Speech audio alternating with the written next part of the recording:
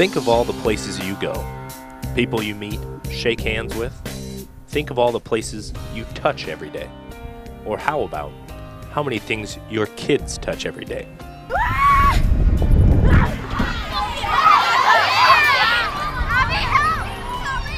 From as early as we can, we start getting our kids shots and vaccines.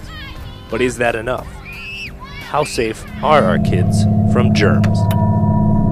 I traveled around Omaha, going to some of the most popular places where kids might go with a little help from a blacklight to see firsthand how many germs kids are actually coming in contact with on a day-to-day basis. I traveled to Omaha Children's Hospital to meet with Dr. Kari Simonson, a specialist in pediatric infectious disease, to help me further understand how to protect kids from germs. We come in contact with millions of germs every day, and we run into them all over in our daily life, both at home and away.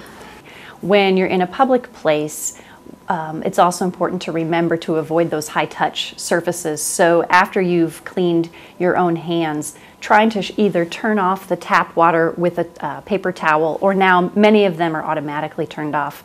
But remember, if you can use a paper towel to open the door on your way back out of the public restroom, that'll also help prevent recontaminating your hands on the way out.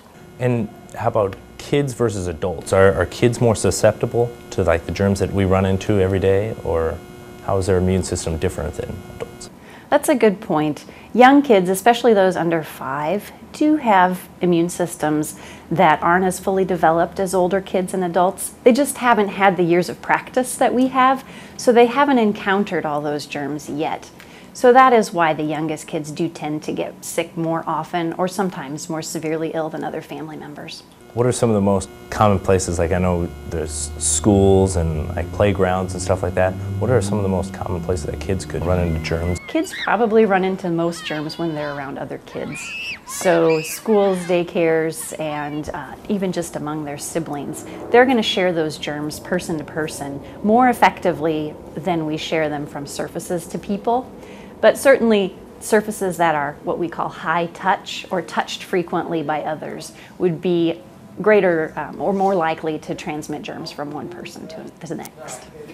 Now I've traveled around to some of the most common places where kids could come in contact with germs, except the most common place of all, your own home.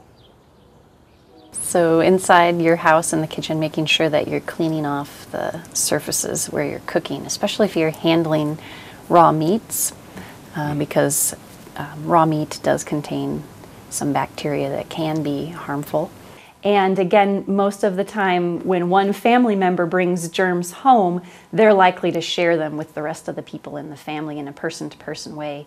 So washing hands if you're caring for someone who's sick is another time that it's important to do.